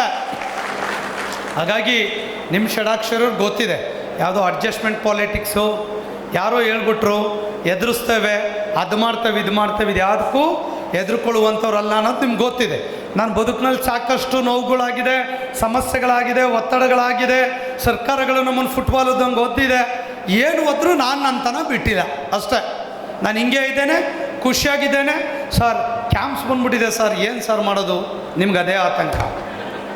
ಸರ್ ಇವತ್ತು ರಜಾ ಕೊಡ್ತಾ ಇಲ್ಲ, ಏನು ಸರ್ ಆತಂಕ? ಸರ್ ಡ್ಯೂಟಿ 5:30ವರೆಗೂ ಮಾಡೋಕ್ಕೆ ಕೇಳಿದ್ದಾರೆ, ಏನು ಸರ್? ನಿಮ್ಮ ಟೆನ್ಷನ್ ನಿಮಗೆ. ನನ್ನ ಶಿವಮೊಗ್ಗ, ಎಲ್ಲಿ ಕೋಲಾರ, ಎಲ್ಲಿ ಬೆಂಗಳೂರು, ಎಲ್ಲೆಲ್ಲಿಗೋ ಕಳಿಸ್ತಾ ಇರ್ತಾರೆ. ಸೊ ನಾವು ಮಾಡ್ತಾಯಿದ್ದೀವಲ್ಲ. ಸೊ ಹಾಗಾಗಿ ಸಮಸ್ಯೆಗಳು ನೀವು ಅಂದ್ಕೊಂಡಿರ್ಬೋದು ರಾಜ್ಯಾಧ್ಯಕ್ಷರು ತುಂಬ ಸ್ಮಾರ್ಟ್ ಆಗಿದ್ದಾರೆ ಅಂತೇಳಿ. ನಮ್ಮ ಸಮಸ್ಯೆ ಹೇಳೋಕ್ಕೆ ಹೋದರೆ ಅದು ಚರ್ಚೆ ಮಾಡಲಿಕ್ಕಲ್ಲ. ಫ್ಯಾಮಿಲಿ ಬಿಡಬೇಕು ನೋಡಿ, ಈಗ ಬಿಟ್ಟರೆ 6 ದಿವಸ ಆಯಿತು ಏನಲ್ಲ. ನೋಡಿ ವೀರೇಶ್ ಏನು ಹೇಳಿದ್ರೆ ಹೇಳಿ, ಮನೆಯವ್ರು ಅರ್ಧ ಗಂಟೆ ಲೇಟ್ ಆದರೂ ಕಾಲ್ ಮಾಡ್ತಾರಂತ, ಬೀಗನೇ ತೆಗಿಯಲ್ಲ ಅಂತ ಅವ್ರ ಮನೆಗೆ. ಅವ್ರು ಹೇಳಿದ್ದು, ನಾನು ಹೇಳಿಲ್ಲಪ್ಪ. ಬಟ್ ನಮ್ಮನೇಲಿ ಆ ಪರಿಸ್ಥಿತಿ ಇಲ್ಲ. ನಾನು ಮದುವೆ ಆಗಬೇಕಾದ್ರೆ ಕಮಿಟ್ಮೆಂಟ್ ಇತ್ತು, ಏನಂದರೆ ನೋಡಮ್ಮ ನಾನು ವಾರಕ್ಕೂ 15 ದಿವ್ಸಕ್ಕೆ ಅಷ್ಟೇ ಮನೆಗೆ ಬರೋದು, ಹಂಗಿದ್ರೆ ಮದುವೆ ಮಾಡ್ಕೊಳ್ಬೇಕು ಅಂತ ಕಮಿಟ್ಮೆಂಟ್ ಇತ್ತು. ವೀರೇಶ್ ಅವ್ರು ಹಂಗೆ ಮಾಡ್ಕೊಂಡಿಲ್ಲ, ಮಧ್ಯದಲ್ಲಿ ಮಿಸ್ ಹೊಡ್ಕೊಂಬಿಟ್ಟಿದ್ದಾರೆ ಈಗ. ಸೊ ಅದು ನಮ್ಮ ತಪ್ಪಲ್ಲ, ಅದು ಅವ್ರ ತಪ್ಪದು. ಅದು ಅವ್ರು ಸೆಟ್ಲ್ಮೆಂಟ್ ಮಾಡ್ಕೊಳ್ಬೇಕು. ಯಾಕಂದ್ರೆ ಅವ್ರು ಅಧ್ಯಕ್ಷರಾಗಬೇಕು ಅಂತ ಬಂದಾರಲ್ಲ. ಈ ರುದ್ರಪ್ಪನವ್ರು ಏನೋ ಮಾಡಿ ಅವ್ರ ಮಧ್ಯದಲ್ಲಿ ಅಧ್ಯಕ್ಷ ಕೂರಿಸಿ ನಮಗೂ ಸೇರಿಸಿ ಇವತ್ತು ಅವ್ರು ಅಧ್ಯಕ್ಷ ಮಾಡಿ ಹುಚ್ಚಿಡ್ಬಿಟ್ಟಿಗೆ ಸೆಕೆಂಡ್ ಟರ್ಮು ಅಧ್ಯಕ್ಷರಾಗ್ಬಿಟ್ಟಿದ್ದಾರೆ. ಈಗ ಮುಂದೆ ಇನ್ನೇನಾಗ್ತಾರೆ ಅಂತ ಆಗಲೇ ಕೂಡ ಹೇಳಿದ್ದಾರೆ. ಸೊ ಹಾಗಾಗಿ ಆ ಥರದ ಒಂದು ವಿಚಾರದಲ್ಲಿ ಒಂದು ದೊಡ್ಡ ಜವಾಬ್ದಾರಿ ನೀವು ಕೊಟ್ಟಿದ್ದೀರಾ. ಸೊ ಖಂಡಿತ ನಿಮ್ಮ ಧ್ವನಿಯಾಗಿ ನಿಮ್ಮ ಯಾವುದೇ ಸಮಸ್ಯೆಗಳಿದೆ, ನಿಮ್ಮ ವಿಚಾರದಲ್ಲಿ ನಾವು ಸರ್ಕಾರದ ಗಮನ ಸೆಳೆದು ನ್ಯಾಯ ಕೊಡಿಸುವಂಥ ಕೆಲಸವನ್ನು ಮಾಡ್ತೇವೆ ಅನ್ನುವಂಥ ಮಾತನ್ನು ಕೂಡ ಹೇಳಲಿಕ್ಕೆ ಬಯಸ್ತೇವೆ. ಇಲ್ಲಿರುವಂಥ ಹೋಲ್ ಟೀಮ್, ಈ ಚೌಲ್ಟ್ರೀಸ್ ಎಕ್ಸ್ಟೆನ್ಷನ್ ಮಾಡೋದಿರ್ಬೋದು, ಸಾಕಷ್ಟು ಒಳ್ಳೆಯ ಕೆಲಸವನ್ನು ಕೂಡ ಇವರೆಲ್ಲ ಹೋಲ್ ಟೀಮ್ ಮಾಡ್ತಾ ಇದ್ದಾರೆ. ಅದಕ್ಕೆ ನಿಮ್ಮೆಲ್ಲರ ಸಹಕಾರಗಳು ಕೂಡ ತುಂಬ ಮುಖ್ಯ ಆಗಿದೆ. ಇದೇ ರೀತಿಯ ಪ್ರೀತಿ ಸಹಕಾರಗಳನ್ನು ನೀವು ಕೊಡಿ. ಬರುವಂಥ ದಿನಗಳಲ್ಲಿ ಏನು 2 ಡಿಮ್ಯಾಂಡ್ ಹೇಳಿದ್ರಲ್ಲ, ಸೆಂಟ್ರಲ್ ಪೇ ಆದರೆ ಮತ್ತು 25-30 ಸಾವಿರ ರೂಪಾಯಿ ಸಂಬಳ ಜಾಸ್ತಿ ಆಗುತ್ತೆ. ಹಾಗಾಗಿ ನಾವು ಕಾಯ್ತಾ ಇದ್ದೀವಿ. ಈಗ 7th ಪೇನಲ್ಲಿ ರೆಕಮೆಂಡ್ ಆಗಿದೆ, 8th ಪೇ ಸೆಂಟ್ರಲ್ನವ್ರು ಯಾವಾಗ ಕೊಡ್ತಾರೆ ಅಂತ ಕಾಯ್ತಾ ಇದ್ದೀವಿ. ಅವ್ರದ್ದಾದಮೇಲೆ 100ಕ್ಕೆ 100 ಮತ್ತೆ 8th ಪೇ ನಾವು ತಗೊಳ್ಳಿವಿ. ಸೊ ಹಾಗಾಗಿ ಅದು ನನಗೆ ವಿಶ್ವಾಸ, ಅಚಲವಾದ ನಂಬಿಕೆ, ದೃಢ ವಿಶ್ವಾಸ ನನ್ನಲ್ಲಿದೆ. ಹಾಗಾಗಿ ಅದರ ಬಗ್ಗೆ ನೀವು ಯೋಚನೆ ಮಾಡೋದು ಬೇಡ. NPS ಬಗ್ಗೆ ಕೂಡ ಮುಖ್ಯಮಂತ್ರಿಗಳು ಸ್ಪಷ್ಟಪಡಿಸಿದ್ದಾರೆ. ಅದರ ವಿಚಾರದಲ್ಲಿ ಕೂಡ ನಾವು ಸೀರಿಯಸ್ ಆಗಿದ್ದೇವೆ. ಸೊ ಈಗೆಲ್ಲ ಇಮ್ಮಿಡಿಯೇಟ್ ರಿಪೋರ್ಟ್ ತೊಗೊಂಡು ಅದ್ರ ಬಗ್ಗೆ ಆ್ಯಕ್ಷನ್ ಮಾಡುವಂಥ ಕೆಲಸವನ್ನು ಮುಖ್ಯಮಂತ್ರಿಗಳಿಗಾಗಲೇ ಕಾರ್ಯಪ್ರವೃತ್ತರಾಗಿರೋದು ತಾವೆಲ್ಲ ಕೂಡ ವಾಟ್ಸಪ್ನಲ್ಲಿ ಅವರ ಡೈರೆಕ್ಷನ್ಸ್ ತಾವು ಇಶ್ಯೂ ಮಾಡಿರೋದು ನೋಡಿದ್ದೀರ. ಹಾಗಾಗಿ ಆ ಕೆಲಸಗಳಾಗ್ತದೆ ಎನ್ನುವಂಥ ಮಾತನ್ನು ಹೇಳ್ತಾ, ದಾವಣಗೆರೆ ಜಿಲ್ಲೆ ಅಭಿವೃದ್ಧಿ ವಿಚಾರದಲ್ಲಿ, ಆಡಳಿತದ ವಿಚಾರದಲ್ಲಿ ತಾವೆಲ್ಲ ಕೈ ಜೋಡಿಸ್ಬೇಕು. ಪ್ರಾಮಾಣಿಕವಾಗಿ ಕೆಲಸ ಮಾಡಿ. ಈ ತಾಲೂಕಿನಲ್ಲಿ ಶಾಸಕರಿದ್ದಾರೆ, ಸಂಸದರಿದ್ದಾರೆ, ಸಚಿವರಿದ್ದಾರೆ. ಪ್ರಾಮಾಣಿಕವಾಗಿ ಕೆಲಸ ಮಾಡಿ. ಸಮಸ್ಯೆಗಳು 100 ಇದೆ. ಯಾರಿಗೆ ಸಮಸ್ಯೆ ಇಲ್ಲ? ಸಮರ್ಥವ್ರಿಗೆ ಸಮಸ್ಯೆ ಇಲ್ವಾ? ಅವ್ರಿಗೂ ತುಂಬ ಸಮಸ್ಯೆ ಇದೆ. ಒತ್ತಡಗಳಿದೆಯಾ? ತುಂಬ ಒತ್ತಡಗಳಿದೆ. ಜನಗಳು ರಾತ್ರಿ 12 ಗಂಟೆಗೆ ಫೋನ್ ಮಾಡ್ತಾರೆ, ಅಣ್ಣ ಇಲ್ಲೇನೋ ಗಲಾಟೆ ಆಗಿದೆ ಬನ್ನಿ, ಇಲ್ಲೇನೋ ಸಮಸ್ಯೆ ಆಗಿದೆ ಬನ್ನಿ, ಇಲ್ಲೇನೋ ಬೆಳಗ್ಗೆ ಆಗಿದೆ ಬನ್ನಿ. 5 ಗಂಟೆ ಅನ್ನಂಗಿಲ್ಲ, 6 ಗಂಟೆ ಅನ್ನಂಗಿಲ್ಲ. ವೈಯಕ್ತಿಕ ಕುಟುಂಬ ಅನ್ನುವಂಥ ಪ್ರಶ್ನೆ ಇಲ್ಲ. ಅವರು ಸಮಾಜದ ಜವಾಬ್ದಾರಿಯನ್ನು ಹೊತ್ತಿದ್ದಾರೆ. ಅವರು ಈ ಸಮಾಜದ ಒಂದು ಭಾಗ. ಅವರು ಒಬ್ಬರು ಸರ್ಕಾರಿ ನೌಕರಿದ್ದಾಗೆ ಸರ್ಕಾರ ಅವ್ರಿಗೂ ಕೂಡ ಕನ್ಸಾಲ್ಟೇಟೆಡ್ ಫಂಡಲ್ಲಿ ಸಂಬಳ ಕೊಡ್ತದೆ, ನಮಗೂ ಅದೇ ಫಂಡಲ್ಲಿ ಸಂಬಳ ಕೊಡೋದು. ಅವರೂ ಒಂದು ರೀತಿ ಸರ್ಕಾರಿ ನೌಕರಿದ್ದಾಗೆ. ಅವರು ನಾನು ಓಟ್ ಹಾಕಿದೆ ಬಿಡ್ರಿ, ಇನ್ನು 5 ವರ್ಷ ಎಲೆಕ್ಷನ್ನು, ನಿನ್ನ ಹತ್ರ ಯಾಕ್ರೆ ಬರಬೇಕು, ಆಮೇಲೆ ನೋಡೋಣ ಬಿಡ್ರಿ ಅಂತವ್ರು ಅಂದರೆ ಕಷ್ಟ ಆಗ್ತದೆ. ಜನ ನಂಬಿಕೆಯನ್ನು ಕಳ್ಕೊಳ್ಬೇಕಾಗ್ತದೆ. ಹಾಗೆ ಸರ್ಕಾರಿ ನೌಕರರು ನಾವು ಅಷ್ಟೇ ಪ್ರಾಮಾಣಿಕವಾಗಿ ಕೆಲಸವನ್ನು ಮಾಡುವಂಥ ಅವಶ್ಯಕತೆ ಕೂಡ ಇದೆ. ಸಮಸ್ಯೆಗಳಿಲ್ವಾ? ಇದೆ. ಆ ಸಮಸ್ಯೆಗಳ ನಡುವೆ ಕೂಡ ಬದುಕು ಕಟ್ಕೊಂಡು ಈ ಸಮಾಜದ ಬದುಕನ್ನು ಕೂಡ ಆಸನ ಮಾಡೋದಿದೆಯಲ್ಲ, ಇದು ನಿಜವಾದ ಸಾರ್ಥಕದ ದಿನಗಳು. ನಾವು ಒಳ್ಳೆ ಕೆಲಸವನ್ನು ಮಾಡಿದ್ರೆ ನಮ್ಮ ಕುಟುಂಬಕ್ಕೆ ಒಳ್ಳೆಯದಾಗ್ತದೆ, ನಮ್ಮ ಮಕ್ಕಳಿಗೆ ಒಳ್ಳೆಯದಾಗ್ತದೆ, ನಮ್ಮ ಮಕ್ಕಳು ಒಳ್ಳೆ ಎಜುಕೇಷನ್ ಪಡಿತಾರೆ. ವಿತೌಟ್ ಡೊನೇಷನ್ ಇಂಜಿನಿಯರಿಂಗ್, ಮೆಡಿಕಲ್ ಸೀಟ್ಸ್ಗಳು ಸಿಗುತ್ತೆ. ನಾವು ಪ್ರಾಮಾಣಿಕವಾಗಿ ಕೆಲಸ ಮಾಡಿದ್ರೆ, ನಾವು ಹಣ ಆಮಿಷಗಳಿಗೆ ಒಳಗಾಗಿ ಬೇರೆ ಬೇರೆ ಅಡ್ಡದಾರಿಗಳನ್ನ ಇಟ್ಕೊಂಡು ಇವತ್ತು ಮಾಡೋ ಕೆಲಸವನ್ನು 4 ದಿನ ಬಿಟ್ಟು ಮಾಡೋದು, 4 ದಿನ ಬಿಡೋದನ್ನು 40 ದಿನ ಬಿಟ್ಟು ಮಾಡೋದು, ಕೊಕ್ಕೆ ಹಾಕೋದು, ಅಬ್ಜೆಕ್ಷನ್ ಹಾಕೋದು, ಅದನ್ನು ಡೈವರ್ಟ್ ಮಾಡಿದ್ರೆ ಸಮಾಜ, ಸಮುದಾಯ, ಶ್ರೀಸಾಮಾನ್ಯ ನಾಗರಿಕರು ಕೂಡ ನಮ್ಮ ಬಗ್ಗೆ ಟೀಕೆ ಟಿಪ್ಪಣಿಗಳನ್ನು ಮಾಡ್ತಾರೆ.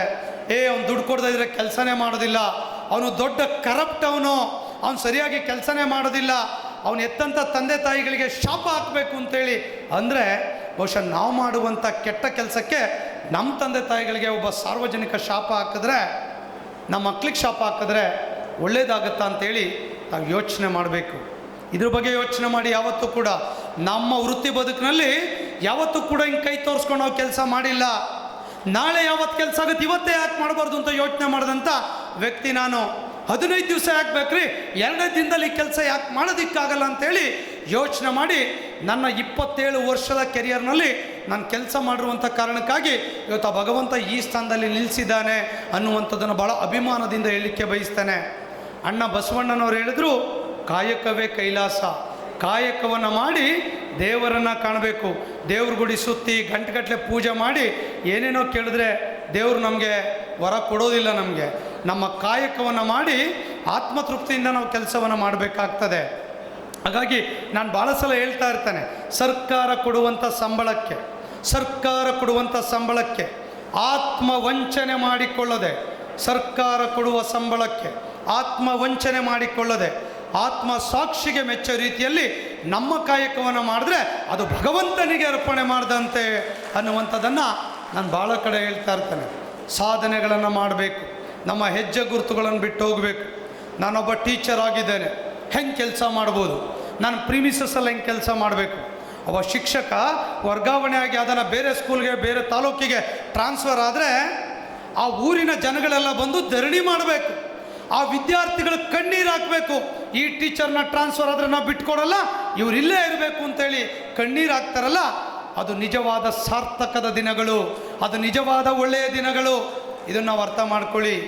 ಯಾಕೆ ಮಾತನ್ನು ಹೇಳ್ತೇನೆ ಅಂತ ಹೇಳಿದ್ರೆ, ನೀವು ಮೊನ್ನೆ ಒಂದು ಲೋಕಾಯುಕ್ತ ಟ್ರ್ಯಾಪ್ ಆಯಿತು. ಈಗ 3 ದಿನಗಳ ಹಿಂದೆ ಭದ್ರಾವತಿ ತಾಲೂಕು ಒಂದು ಹುಣಸೆಕಟ್ಟೆ ಎನ್ನುವಂಥ ಮುರಾರ್ಜಿ ಸ್ಕೂಲ್ನಲ್ಲಿ ನಾವೆಲ್ಲ ಪೇಪರಲ್ಲಿ ನೋಡಿದ್ದೀರ. ಒಬ್ಬ ಪ್ರಿನ್ಸಿಪಾಲ್ ಒಂದು ಸ್ಟೂಡೆಂಟ್ ಅಡ್ಮಿಷನ್ಗೆ 10,000 ರಿಂದ 15,000 ರೂಪಾಯಿ ಲಂಚ ಕೇಳ್ತಾನೆ. ಸ್ಕೂಲ್ಗೆ ಏನೋ ಅದೇನೋ ಬ್ಯಾಂಡ್ ಸೆಟ್ ಡ್ರಮ್ ಸೆಟ್ ಕೊಡಿಸ್ಬೇಕು, ಕೊಡಿ ಅಂತ ಹೇಳ್ತಾರೆ. ಫೋನ್ ಮಾಡ್ತಾರೆ, ಅವ್ರು ಬಡತನ ಕುಟುಂಬ ಬರ್ತಾರೆ, ಸರ್ ಅಷ್ಟಾಗಲ್ಲ ಸ್ವಾಮಿ ಸ್ವಲ್ಪ ತಗೊಳ್ಳಿ ಅಂತಾರೆ. ಇಲ್ಲ 20,000 ಕೊಡಬೇಕು ಅಂತ ಹೇಳ್ತಾರೆ. ಆತ ಯೋಚನೆ ಮಾಡ್ತಾನೆ, 2 ದಿನ 3 ದಿನ ಟೈಮ್ ತೊಗೊಳ್ತಾನೆ. ಬರ್ತಾರೆ, ಅವ್ನು ದುಡ್ಡು ತೊಗೊಂಡು ಬರ್ತಾನೆ. ಲೋಕಾಯುಕ್ತ ಕೇಳಿ ದುಡ್ಡು ತಗೊಳ್ಬೇಕು ಹೋದಾಗ ಆ ಪ್ರಿನ್ಸಿಪಾಲ್ ದುಡ್ಡು ಇಸ್ಕೊಳ್ಳೋದಿಲ್ಲ. ಅದನ್ನು ನೀವೊಂದು ಕೆಲಸ ಮಾಡಿ, ಆ ಪಿ ಟೀಚರ್ ಇದ್ದಾರೆ ಅವ್ರ ಕಡೆ ಕೊಡಿ ಅಂತ ಹೇಳ್ತಾರೆ. ಆ ಪಿ ಟೀಚರ್ ಏನು ಮಾಡ್ತಾರೆ, ದುಡ್ಡು ಇಸ್ಕೊಂಬಿಡ್ತಾರೆ ಅವರು. ಆ ಇಸ್ಕೊಳ್ತಿದಂಗೆ ಅವ್ರಿಗೇನೂ ಗೊತ್ತಿರೋದಿಲ್ಲ. ಇಸ್ಕೊಳ್ತಿದಂಗೆ ಕೈಯೆಲ್ಲ ಇದಾಗುತ್ತೆ, ಕೈಯೆಲ್ಲ ಮತ್ತು ಲೋಕಾಯುಕ್ತ ಅವ್ರು ಆ್ಯಕ್ಟ್ ಶುರು ಮಾಡ್ತಾರೆ. ಅವ್ರಿಗೆ A1 ಮಾಡಿ ಅರೆಸ್ಟ್ ಮಾಡಬೇಕಾಗತ್ತೆ. ಆ ಸಂದರ್ಭದಲ್ಲಿ ಅಲ್ಲಿರುವಂಥ ಸ್ಕೂಲಿರುವಂಥ ಎಲ್ಲ ವಿದ್ಯಾರ್ಥಿಗಳು ಆ ಲೋಕಾಯುಕ್ತ ಆಫೀಸರ್ಗೆ ಕೈ ಕಾಲು ಇಟ್ಕೊಳ್ತಾರೆ. ಇವ್ರದ್ದೇನೂ ತಪ್ಪಿಲ್ಲ ಸರ್, ಈ ಟೀಚರ್ ನಮಗೆ ಒಳ್ಳೆ ನ್ಯಾಯ ಕೊಡ್ತಾ ಇದ್ದಾರೆ, ಇವರಿಂದನೇ ನಾವು ಬದುಕು ಕಟ್ಕೊಂಡಿದ್ದೇವೆ, ಆರೋಗ್ಯ, ಶಿಕ್ಷಣ, ನಮ್ಮ ಓದು ಅದರೆಲ್ಲ ಜೊತೆ ತುಂಬ 24/7 ಕೆಲಸ ಮಾಡ್ತಾ ಇದ್ದಾರೆ.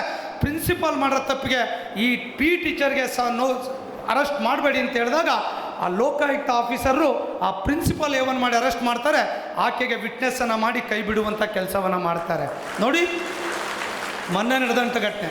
ಅಂದರೆ ಒಳ್ಳೆ ಕೆಲಸ ಒಳ್ಳೆ ಮಾಡಿದ್ರೆ ಆ ಭಗವಂತ ನಮ್ಮ ಜೊತೆ ವಿದ್ಯಾರ್ಥಿಗಳ ಮೂಲಕ ಇರ್ತಾನೆ ಅನ್ನೋದಕ್ಕೆ ಇದೊಂದು ಇತ್ತೀಚಿನ ಸಾಕ್ಷ್ಯ ಉದಾಹರಣೆಗಳು. ಯಾಕೆ ಈ ಮಾತು ಹೇಳ್ತೇನೆ ಅಂದರೆ, ನಾನು ತಿಳ್ಕೊಂಡಿರೋದು ಅಲ್ಲಿರುವಂಥ ಸ್ನೇಹಿತರು ಹೇಳಿದಾಗ ನನಗೆ ಗೊತ್ತಾಗಿರುವಂಥ ವಿಚಾರ. ನೀವು ಅಷ್ಟೇ, ರೆವಿನ್ಯೂ ಇನ್ಸ್ಪೆಕ್ಟ್ರು, ವಿಲೇಜ್ ಅಕೌಂಟೆಂಟ್, ಯಾರ PDOs ಇರ್ಬೋದು, ಒಂದು ಕ್ಷಣ ಯೋಚನೆ ಮಾಡಬೇಕು. ನನ್ನ ಎದುರುಗಡೆ ಯಾರಾದರೂ ಬಂದು ಕೂತಾಗ ನಾನು ಆ ಸ್ಥಾನದಲ್ಲಿದ್ದರೆ ಏನು ಅಂತೇಳಿ ಒಂದು ಸಲ ಅರ್ಥ ಮಾಡ್ಕೊಂಬಿಟ್ರೆ ಎಲ್ಲ ಪ್ರಶ್ನೆಗಳಿಗೆ ಉತ್ತರ ಸಿಗುತ್ತೆ. ಏನು ಹೇಳಿ, ತಹಶೀಲ್ದಾರ್ ಚೇಂಬರಲ್ಲಿ ಕೂತಿರ್ತಾರೆ, 10 ಜನ ರೈತರು ಬಂದು ಎದುರುಗಡೆ ಕೂತ್ಕೊಳ್ತಾರೆ. ಆ ತಹಶೀಲ್ದಾರ್ ಯೋಚನೆ ಮಾಡಬೇಕು, ಆ ರೈತರ ಸ್ಥಾನದಲ್ಲಿ ನಾನಿದ್ರೇನು ಅಂತ ಒಂದು ಸಲ ತಲೆಗೆ ಬಂದುಬಿಟ್ರೆ ಯಾರ ಅಡ್ವೈಸು ಬೇಡ, ಯಾವ DC ಬೇಡ, ಯಾವ MLAನೂ ಬೇಡ, MP ಬೇಡ, ಆಟೋಮೆಟಿಕ್ ಕೆಲಸ ಆಗಕ್ಕೆ ಶುರುವಾಗ್ತವೆ. ಇಷ್ಟೇ. ಯಾಕಂದರೆ ನಾವೆಲ್ಲ ತಾಲೂಕು ಆಫೀಸ್, ಜಿಲ್ಲಾ ಪಂಚಾಯತ್ ಕಟ್ಟೆ ಹತ್ತಿ ಕೆಲಸಗಳನ್ನು ಮಾಡಿಕೊಂಡು ಚೈಲ್ಡ್ಹುಡ್ ಡೇಸಲ್ಲಿ ನಾವು ಮಾಡಿದವರು. ಅವಾಗ ನೋವು ಅನುಭವಿಸಿದ್ದೇವೆ. ಆ ನೋವು ಅನುಭವ ಆದಾಗ ನಮಗೆ ಗೊತ್ತಾಯಿತು, ನಾನು ಕಷ್ಟಪಟ್ಟಿದ್ದೀನಿ, ಅವನೇ ಯಾಕೆ ಕೊಡಬೇಕು ಅಂತೇಳಿ. ಈ ಥರದ ಚಿಂತನೆಗಳು ನಮ್ಮಲ್ಲಿ ಬಂದರೆ ಖಂಡಿತ ಸಮಾಜ ಸುಧಾರಣೆ ಆಗ್ತದೆ, ಸಮಾಜದ ಒಳ್ಳೆ ಸ್ವಾಸ್ಥ್ಯ ಬರ್ತದೆ, ಸಾಕಷ್ಟು ಬದಲಾವಣೆಗಳಾಗ್ತದೆ, ಇಲಾಖೆಗೆ, ಜಿಲ್ಲೆಗೆ, ಸರ್ಕಾರಕ್ಕೆ ಒಳ್ಳೆಯ ಹೆಸರು ಬರ್ತದೆ. ಆ ಕೆಲಸವನ್ನು ಮಾಡುವಂಥ ಅವಶ್ಯಕತೆ, ಅನಿವಾರ್ಯತೆ ಕೂಡ ಇವತ್ತು ನಮ್ಮ ಮುಂದೆ ಇದೆ ಎನ್ನುವಂಥದ್ದನ್ನು ಕೂಡ ತಮ್ಮ ಮುಂದೆ ಪ್ರಸ್ತುತವನ್ನು ಈ ಸಂದರ್ಭದಲ್ಲಿ ಪಡಿಸ್ತಾ, ಸಮಸ್ಯೆಗಳನ್ನು ದಯಮಾಡಿ ಹೇಳಕ್ಕೆ ಹೋಗಬೇಡಿ. ಕ್ಯಾಂಪ್ಸ್ ಸಮಸ್ಯೆ, ನಂದು ಹೆಲ್ತ್ ಸಮಸ್ಯೆ, ಸಂಬಳ ಲೇಟ್ ಆಯಿತು, ಎಲ್ಲೂ ಹೋಗಲ್ಲ ರೀ. ಬರುತ್ತೆ ಸಂಬಳ, 10 ದಿವಸ ಲೇಟ್ ಆದರೆ 11ನೇ ದಿನ ಬರಲೇಬೇಕು, ಎಲ್ಲೂ ಹೋಗೋದಿಲ್ಲ. ಆದರೆ ಒಂದು ತಿಳ್ಕೊಳ್ಳಿ, ಜನಪ್ರತಿನಿಧಿಗಳಿಗೆ 5 ವರ್ಷ ಆದಮೇಲೆ ರಿನಿವಲ್ ಆಗಬೇಕು. ನಮ್ಮದು 60 ವರ್ಷದವರೆಗೆ ಆ ಹರಿಹರ ಬ್ರಹ್ಮ ಬಂದರೂ ನಮ್ಮನ್ನೇನು ಚೇಂಜ್ ಮಾಡೋಕ್ಕಾಗಲ್ಲ. ನಮಗೆ ಗ್ಯಾರಂಟಿ ಸ್ಯಾಲ್ರಿ ಸಿಗುತ್ತೆ, ಸಮಾಜದಲ್ಲಿ ಗೌರವ ಸಿಗುತ್ತೆ. ಇಂಥ ಶ್ರೇಷ್ಠವಾಗಿರುವಂಥ ಈ ಸಮಾಜದಲ್ಲಿ ಯಾವುದಾದ್ರೂ ವೃತ್ತಿ ಇದ್ದರೆ ಅದು ಸರ್ಕಾರಿ ನೌಕರಿ ವೃತ್ತಿ ಎನ್ನುವಂಥದ್ದನ್ನು ತಾವು ನೆನ್ಪಿಟ್ಕೊಳ್ಳಿ. ಇಂಥ ಶ್ರೇಷ್ಠವಾಗಿರುವಂಥ ವೃತ್ತಿಯಲ್ಲಿ ಯಾವುದೋ ಪೂರ್ವಜನ್ಮದ ಪುಣ್ಯ. 6.5 ಕೋಟಿ ಜನಸಂಖ್ಯೆ ರಾಜ್ಯದಲ್ಲಿ ಸರ್ಕಾರಿ ನೌಕರಿ ಎಷ್ಟು ಜನ? 5 ಲಕ್ಷ. ಎಷ್ಟು ಪರ್ಸೆಂಟೇಜ್ ರೀ? 1% ಇಲ್ಲ. ಇವತ್ತು 0.92 ಬಂದು ನಿಂತಿದ್ದೇವೆ. ಅಂಥ ಅವಕಾಶ ನಮಗೆ ಸಿಕ್ಕಿದೆ ಅಂತ ಹೇಳಿದ್ರೆ 6,45,00,000 ಜನಗಳ ಆಡಳಿತವನ್ನು ನೋಡ್ಕೊಳ್ಳುವಂಥ ಅವಕಾಶ ಭಗವಂತ ನಮಗೆ ಕೊಟ್ಟಿದ್ದಾನೆ. ಯಾವುದೋ ಒಂದು ಹಳ್ಳಿಗೆ ಹೋದರೆ ಡಾಕ್ಟ್ರು, ಇಂಜಿನಿಯರ್ಸ್, ಟೀಚರ್ಸ್ ಎಷ್ಟು ಗೌರವ ಸಿಗುತ್ತೆ ಹಳ್ಳಿನಲ್ಲಿ. ಕಾರಣ ಏನು? ನಾನೊಬ್ಬ ಸರ್ಕಾರಿ ನೌಕರಿ ಎನ್ನುವಂಥ ಕಾರಣಕ್ಕಾಗಿ. ಅದೇ ನಾನು ಒಡ ಹುಟ್ಟಿದಂಥ ಅಣ್ಣ ತಮ್ಮ ಅಕ್ಕ ತಂಗಿ ಸರ್ಕಾರಿ ನೌಕರಿಲಿಲ್ಲ, ಅವ್ರಿಗೆ ಗೌರವ ಸಿಗಲ್ಲ. ಯಾಕೆ ಅಂದರೆ ಅವ್ರು ನೌಕರಿಲಿಲ್ಲ. ಹಾಗಾಗಿ ಈ ನೌಕರಿಯ ಶ್ರೇಷ್ಠತೆಯನ್ನು ಕೂಡ ತಾವು ಅರ್ಥವನ್ನು ಮಾಡ್ಕೊಂಡು ಕೆಲಸವನ್ನು ಮಾಡಬೇಕು ಅನ್ನುವಂಥ ಒಂದು ಪ್ರಾರ್ಥನೆ ಮಾಡ್ತಾ, ಡಿಮ್ಯಾಂಡ್ಗಳನ್ನು ನಮಗೆ ಬಿಡಿ, ಕೆಲಸ ನೀವು ಮಾಡಿ, ಒಳ್ಳೆ ಆಡಳಿತವನ್ನು ಕೊಡಿ. ಸೊ ಖಂಡಿತ ಈ ರಾಜ್ಯ ಒಂದು ನವ ಕರ್ನಾಟಕ ನಿರ್ಮಾಣ ಮಾಡುವಂಥ ವಿಚಾರದಲ್ಲಿ ಮುಖ್ಯಮಂತ್ರಿಗಳ ಜೊತೆ ನಾವು ನೀವೆಲ್ಲರೂ ಕೂಡ ಕೈ ಜೋಡಿಸೋಣ. ಮಾನ್ಯ ಮುಖ್ಯಮಂತ್ರಿಗಳು ಕೂಡ ನನಗೆ ಅಪೀಲ್ ಮಾಡಿದ್ದಾರೆ, ನಿಮ್ಮ ನೌಕರರಿಗೆ ಮೆಸೇಜ್ ಕೊಡಿ, ಒಳ್ಳೆ ಕೆಲಸ ಮಾಡೋಣ. ನಾವು ನೀವು ಒಟ್ಟಾಗಿ ಕೆಲಸ ಮಾಡಿದ್ರೆ ಖಂಡಿತ ಈ ಕರ್ನಾಟಕದಲ್ಲಿ ಬದಲಾವಣೆಯನ್ನು ತರಲಿಕ್ಕೆ ಸಾಧ್ಯ ಇದೆ ಅಂತ ಹೇಳಿದ್ದಾರೆ. ಆ ಕೆಲಸವನ್ನು ನಾವು ಮಾಡೋಣ ಅನ್ನುವಂಥ ಮಾತನ್ನು ಕೂಡ ಈ ಸಂದರ್ಭದಲ್ಲಿ ಹೇಳ್ತಾ, ನಿಮ್ಮೆಲ್ಲರ ಪ್ರೀತಿ ಅಭಿಮಾನ ಹೀಗೆ ನಮ್ಮೊಟ್ಟಿಗಿರಲಿ. ಇವಾಗ ಶಾಲು ಹಾರ ಹಾಕಿ ಸನ್ಮಾನ ಮಾಡ್ತೀರಾ, ಆ ಶಾಲು ಮತ್ತು ಹಾರದ ಆ ಭಾರ ಇದೆಯಲ್ಲ ನಮ್ಗೆ ಅರ್ಥ ಆಗುತ್ತೆ. ನೀವು ಅಂದ್ಕೊಂಡಿರ್ತೀರ, ಶಾಲು ಹಾರ ಹಾಕಿ ಸನ್ಮಾನ ಮಾಡಿದ್ದೇವೆ, ತುಂಬ ಖುಷಿ, ಒಳ್ಳೆ ಫೋಟೋ ಬಂತು ಅಂತ ನೀವು ಅಂದ್ಕೊಳ್ತೀರ. ನಾನು ಯೋಚನೆ ಮಾಡ್ತಿರ್ತೀನಿ, ನಮ್ಮ ವೀರೇಶ್ ಅವರು ತುಂಬ ತೂಕದಾರ ಬೇರೆ ಹಾಕ್ತಾರೆ, ಇನ್ನು ಯಾವ್ದು ತಂದಿರೋ ಗೊತ್ತಿಲ್ಲ. ಆ ತೂಕ ಅರ್ಥ ಆಗುತ್ತೆ, ಈ ಸಿಕ್ಕಾಪಟ್ಟೆ ಜವಾಬ್ದಾರಿ ಕೊಟ್ಟಿದ್ದಾರೆ ಅಂತ ಅಂದ್ಕೊಳ್ತೀನಿ, ಆ ಭಾರನೇ ಜವಾಬ್ದಾರಿ ಅಂತ ಅಂದ್ಕೊಳ್ತಾನೆ. ಸೊ ಖಂಡಿತ ನಿಮ್ಮ ಜವಾಬ್ದಾರಿಯನ್ನು ಸಮರ್ಥವಾಗಿ ನಿರ್ವಹಿಸುವಂಥ ವಿಚಾರದಲ್ಲಿ ಹಿಂದೆ ಸರಿಯುವಂಥ ಪ್ರಶ್ನೆ ಇಲ್ಲ ಅನ್ನುವಂಥ ಮಾತನ್ನು ಹೇಳ್ತಾ, ಮುಂದೆ ವೀರೇಶ್ ಅವ್ರಿಗೆ ಆ ಥರದ್ದು ನಿಮ್ಮ ಜಿಲ್ಲೆಗೆ ಅವಕಾಶ ಸಿಕ್ಕಿದ್ರೆ ನಾವು ಕೂಡ ಅವ್ರ ಜೊತೆ ಕೈ ಜೋಡಿಸ್ತೇವೆ. ಸಿಕ್ಕಿದ್ರೆ ಅಲ್ಲಿವರೆಗೆ ತಾವು ಕೂಡ ತಾಳ್ಮೆಯಿಂದ ಇರಬೇಕು ಅನ್ನುವಂಥ ವಿನಂತಿಯನ್ನು ಕೂಡ ಈ ಸಂದರ್ಭದಲ್ಲಿ ಹೇಳ್ತಾ, ಸೊ ಖಂಡಿತ ಯುವಕರಾಗಿ 2ನೇ ಬಾರಿಗೆ ಜಿಲ್ಲಾಧ್ಯಕ್ಷರಾಗಿ ರಾಜ್ಯದ ಉಪಾಧ್ಯಕ್ಷರಾಗಿ ಕೆಲಸ ಮಾಡ್ತಿದ್ದಾರೆ. ನಾನು 2 ಬಾರಿ ಜಿಲ್ಲಾಧ್ಯಕ್ಷ ಆದರೂ ನಂಗೆ ಉಪಾಧ್ಯಕ್ಷ ಆಗಿರಲಿಲ್ಲ. ಅವ್ರಿಗೆ ಈಸಿಯಾಗಿ ಅವಕಾಶ ಸಿಕ್ತು. ನನಗೆ ಸಿಗದೇ ಇರುವಂಥ ಅಧಿಕಾರ ಮೊದಲೇ ಅವ್ರಿಗೆ ಸಿಕ್ಕಿದೆ ಸೀನಿಯಾರಿಟಿನಲ್ಲಿ. ಸೊ ಖಂಡಿತ ಮುಂದಿನ ದಿನಗಳಲ್ಲಿ ನಿಮ್ಮ ಜಿಲ್ಲೆಯನ್ನು ರೆಪ್ರೆಸೆಂಟ್ ಒಳ್ಳೆ ರೀತಿಯಲ್ಲಿ ಮಾಡ್ತಾ ಇದ್ದಾರೆ. ಸೊ ಖಂಡಿತ ಅವರಿಗೆ ಧನ್ಯವಾದ ಸಲ್ಲಿಸ್ತಾ, ಇಲ್ಲಿರುವಂಥ ಎಲ್ಲ ಆಲ್ ಅಸೋಸಿಯೇಷನ್ ಆಫೀಸ್ ಬೇರರ್ ಈ ಕಾರ್ಯಕ್ರಮಕ್ಕೆ ಕೈ ಜೋಡಿಸಿದ್ದಾರೆ, ಯಶಸ್ಸಿನಿಂದಿದ್ದಾರೆ. ಅವರೆಲ್ಲರಿಗೂ ಕೂಡ ನಾನು ಈ ಸಂದರ್ಭದಲ್ಲಿ ಧನ್ಯವಾದ ಸಲ್ಲಿಸ್ತಾ, ಮುಂದೆ ಕುಳಿತಿರುವಂಥ ಎಲ್ಲ ಪ್ರಿಯ ಸರ್ಕಾರಿ ನೌಕರ ಬಂಧು ಭಗಿನಿಯರಿಗೆ, ಎಲ್ಲ ಕುಟುಂಬದ ಸದಸ್ಯರಿಗೆ ನಿಮ್ಮ ಪ್ರೀತಿಯ ಷಡಾಕ್ಷರಿಯವರ ಭಕ್ತಿಪೂರ್ವಕವಾಗಿರುವಂಥ ಶರಣಾರ್ಥಿಗಳನ್ನು ಸಲ್ಲಿಸಿ ನನ್ನ ಮಾತನ್ನು ಮುಗಿಸ್ತೇನೆ. ನಮಸ್ಕಾರ. ರಾಜ್ಯ ಸರ್ಕಾರಿ ನೌಕರರ ನಭೋಮಂಡಲದಲ್ಲಿ ಧ್ರುವತಾರೆಯಾಗಿ ತಾವು ಮಿನುಗ್ತಾ ಇದ್ದೀರಿ ಸರ್. ತಾವೇನು ಹೇಳಿದ್ರಿ, ನಾವು ಹೇಳಿದಂತೆ ನಾವು ಕೆಲಸವನ್ನು ಮಾಡ್ತೇವೆ, ನಮ್ಮೆಲ್ಲ ಕಷ್ಟ ಕಾರ್ಪಣ್ಯಕ್ಕೆ ತಾವು ಸ್ಪಂದಿಸಬೇಕು ಅಂತೇಳಿ ಎಲ್ಲರ ಪರವಾಗಿ ವಿನಂತಿ ಮಾಡ್ತಾ, ಈಗ ನಮ್ಮ ರಾಜ್ಯದ ಪ್ರಧಾನ ಕಾರ್ಯದರ್ಶಿಗಳಿಗೆ ಹಾಗೂ ಹಿರಿಯ ಉಪಾಧ್ಯಕ್ಷ ಆಗಿರ್ತಕ್ಕಂಥ ಶ್ರೀಯುತ ಸೋಮಶೇಖರಯ್ಯ ಸರ್ ಅವರಿಗೆ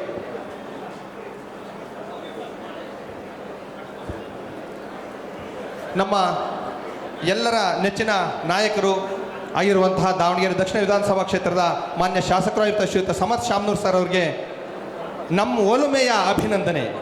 ತುಂಬ ಪ್ರೀತಿಯಿಂದ ಭಾರ ಅಲ್ಲ ಸರ್, ನಮ್ಮ ಒಲುಮೆಯಿಂದ ಇದನ್ನು ನಾವು ಅಭಿನಂದಿಸ್ತಾ ಇದ್ದೇವೆ. ನಮ್ಮ ಜಿಲ್ಲಾ ಸರ್ಕಾರಿ ನೌಕರ ಸಂಘದ ವತಿಯಿಂದ ನಮ್ಮ ಒಲುಮೆಯ ಅಭಿನಂದನೆ.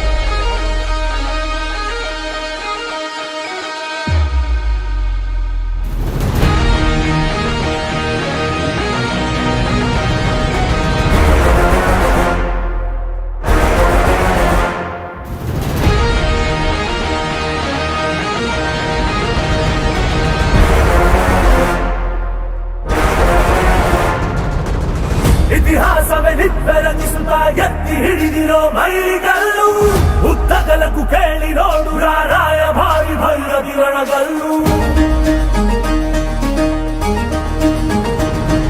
ನಮ್ಮೆಲ್ಲರ ನಾಯಕರು, ರಾಜ್ಯದ ಸಮಸ್ತ ಸರ್ಕಾರಿ ನೌಕರರ ಧ್ರುವತಾರೆಯಾಗಿರುವ ಶ್ರೀಯುತ ಶ್ರೀ ಎಸ್ ಷಡಕ್ಷರಿ ಸಾಹೇಬರಿಗೆ ನಮ್ಮ ಜಿಲ್ಲಾ ಸಂಘದ ವತಿಯಿಂದ ಸನ್ಮಾನ. ಬದುಕಲು ಕಾಯಲು ನಿಂತ ಸಿಂಹ ಕೇಸರಿ ಬಾ.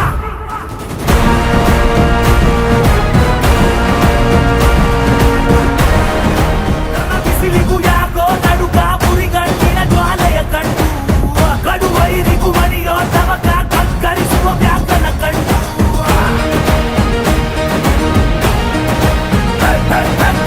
ಗಜಪಡೆಗಳೇ ತತ್ತರಿಸಿವೆ ಅಪ್ಪಳಿಸುವ ರಕ್ಕಸನ ಕಂಡು, ವಿಷಕೂಟಕ್ಕೂ ಬೆವರಿಳಿದಿದೆ ಬಿಸಿಲೆತ್ತ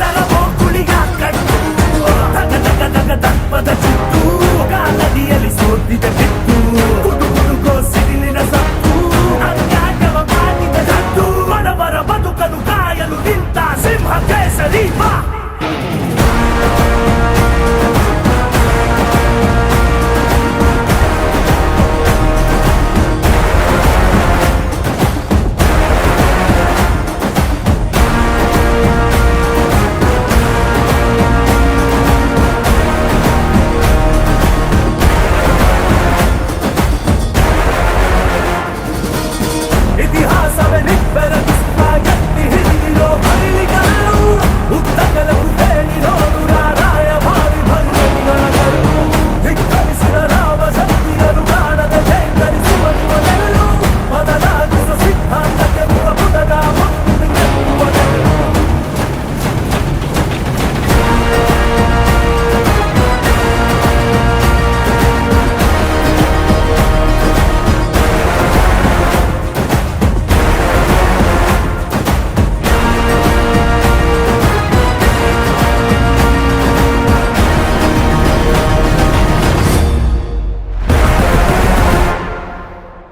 ಇತಿಹಾಸವೇ ನಿಬ್ಬೆರಗಿಸುತ್ತಾ ಎತ್ತಿ ಹಿಡಿದಿರೋ ಮೈಲಿಗಲ್ಲು ಉದ್ದಗಲಕ್ಕೂ ಕೇಳಿ ನೋಡು ರಾಯಭಾರಿ ಭೈರವಿ ರಣಗಲ್ಲು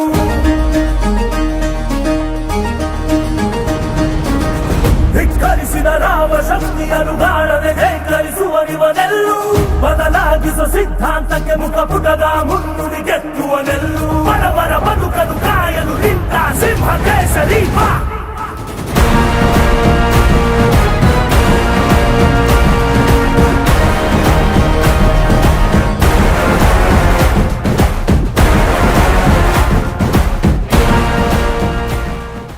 ನಕ್ಷತ್ರ ಟಿವಿ ಲೋಕಲ್ ನ್ಯೂಸ್, ಇದು ನಿಮ್ಮದೇ ಧ್ವನಿ.